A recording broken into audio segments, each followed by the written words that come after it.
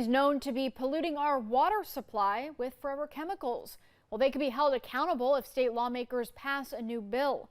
House Bill 569 passed in the House this week and now moves on to the Senate. WCT's Delaney Tarpley spoke to the primary sponsor of the bill, who actually represents New Hanover County. Delaney, Representative Ted Davis told you this is legislation that he's really been trying to push through the state legislature for 5 years now. Yeah, that's right, Daniela, but this is the first time that it's actually passed on the House floor, and the vote was 104 yeses to just 3 noes. Representative Davis says it's a sign that legislators have heard from their constituents that when it comes to forever chemicals, enough is enough. A vote on the House floor, 5 years in the making. This isn't a Democrat issue. It's not a Republican issue.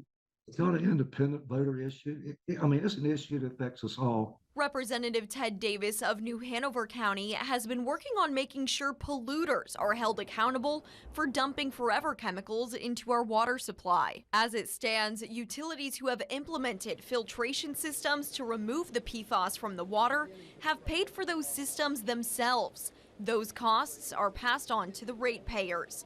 Under Representative Davis's House Bill 569, polluters like Chemours would become responsible for paying to clean the water supply. New Hanover County, the Cape Fear Public Utility Authority, has expended over $82 million to address PFAS contamination. Brunswick County, over $100 million.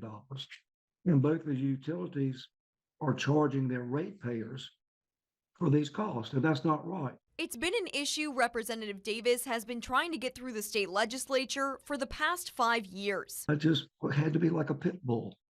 I just had to keep going and keep gnawing at that leg and gnawing at that leg. Wednesday night, a vote of 104 yeses to 3 noes showed that other lawmakers are getting behind the cause. To Dana Sargent of Cape Fear River Watch, it's a sign that the work of activists who have been sounding the alarm hasn't gone unnoticed. And it really is a testament to the community and the folks that are making their voices heard about this, because the legislature is acting on behalf of the community. The bill still has to go to the Senate. They've got a choice here: either listen to the big corporate polluters or listen to their constituents. And so we're just going to be watching and hoping that they do the right thing. They know what it is. Overall, both Sargent and Representative Davis say they're feeling fairly confident that this time the Senate will choose to hold the polluters accountable. I'm always hopeful. I'm an environmental advocate. We can't be anything but hopeful. And this time, yes, I am extremely hopeful. I'm always hopeful. If I wasn't hopeful, I wouldn't have stuck with this thing for 5 years.